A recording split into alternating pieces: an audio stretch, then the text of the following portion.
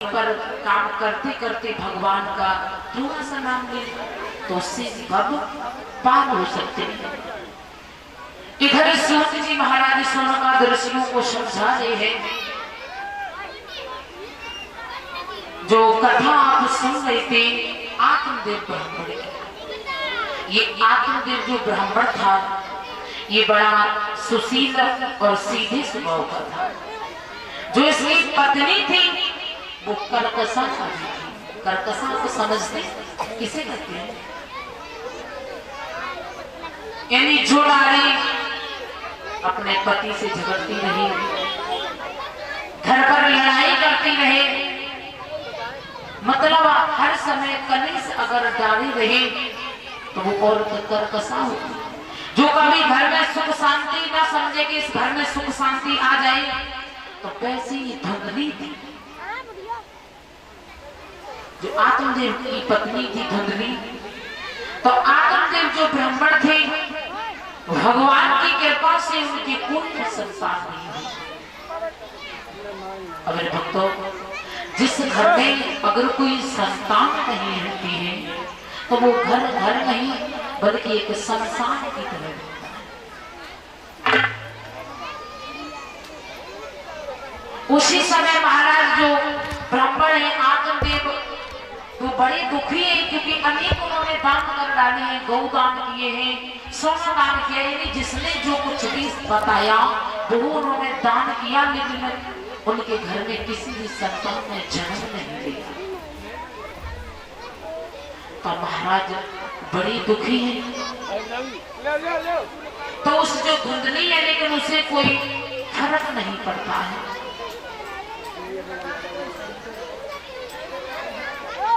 उसी समय महाराज ने देख करके, क्योंकि गालियां भी सहन की है, अपमान भी सहन किए, लेकिन उससे धुंधली को कोई फर्क नहीं पड़ता है।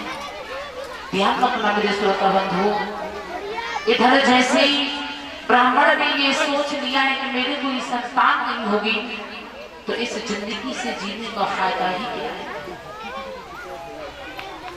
जो दौलत रखी है अगर उस दौलत से कोई खाने वाला नहीं है या उस पर कोई खेलने वाला नहीं है तो ये दौलत भी बेकार की है। उसी समय ब्राह्मण ने सोच समझ के मरने का निश्चय किया है और मरने के लिए ब्राह्मण चले हैं। जैसे ही जंगल में पहुंच जाते हैं, नदी के पास में बैठ करके जैसे कूदने के लिए उद्यत हुए हैं, तो उसी तरह वहीं पर एक साधु आ जाते हैं। कहने लगे ब्राह्मण देव, आप इसमें क्या मरने जा रहे हैं? कहने लगे हाँ प्रभु। बोले क्यों? कहने लगे महाराज मेरे घर में कोई भी संतान नहीं है और जिस घर में अगर कोई संतान नहीं है तो उसमें जीने का कोई फायदा ही नहीं, क्योंकि वो आग में सोना रहता है। उसी समय जैसे ही कहने लगे तो ऐसा करो, अगर आप मर जाएंगे तो क्या मरने से वो कलंक मिट जाएगा जो तुम्हारे सीने पर लगा हुआ है? कहने लगे महाराज तो मैं क्या करूं, लोगों के अपमान सहती हूं, गाली भी सहता हूं, लोग तरह तरह की बातें करते हैं, तो मैं फिर क्या करूं?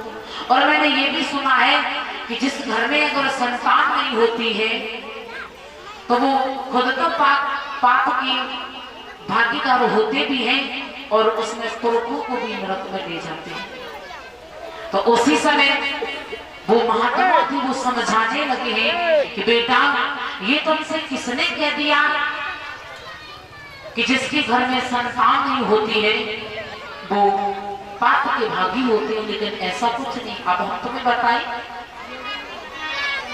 संतान चाहे एक हो और चाहे 10 हो, लेकिन इनसे कोई मतलब नहीं है, क्योंकि समय वो है कि अगर बाप करेगा तो बाप भोगेगा, और अगर बेटा उल्टे कर्म करता है तो उसका फल बेटा भोगेगा। तो साधु ने समझाया है।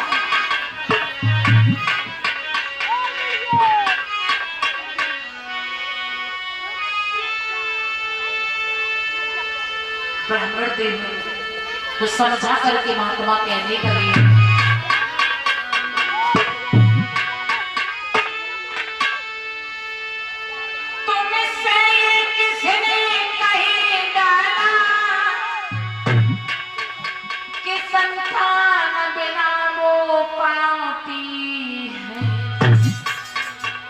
अरे ना बेटा है ना बेटी है।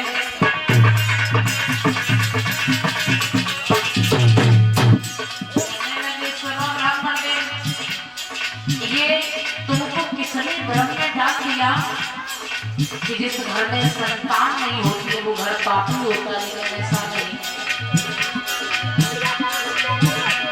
ना बेटी है ना बेटा, ना औरत है ना औरत है रे, ना बेटी है ना बेटा।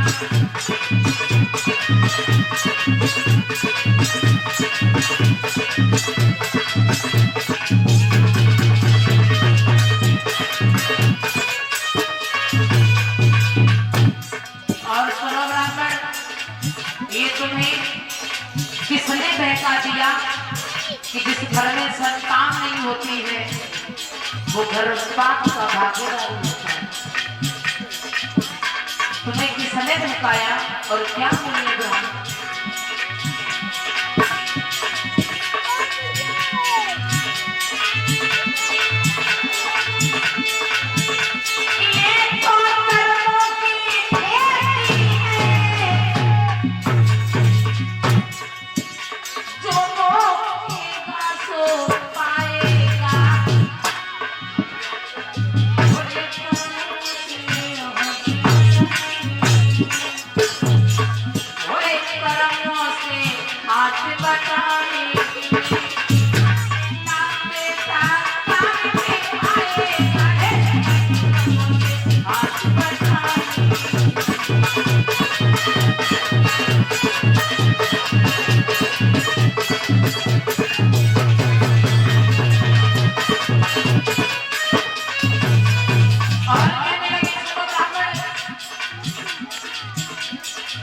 क्योंकि जब आदमी का बुरा वक्त आता है तो सब सहारे टूट जाते हैं और प्यासे वो भी रह जाते हैं जो दरिया के किनारे।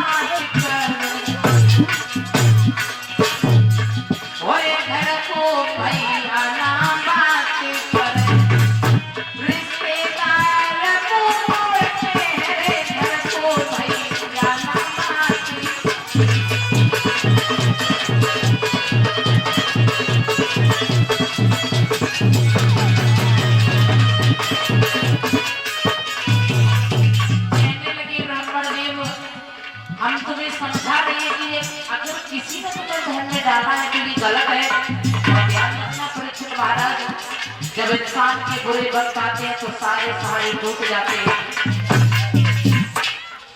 और भैया भी बात नहीं करता जब तुमसे जरा भी उठता है। क्यों?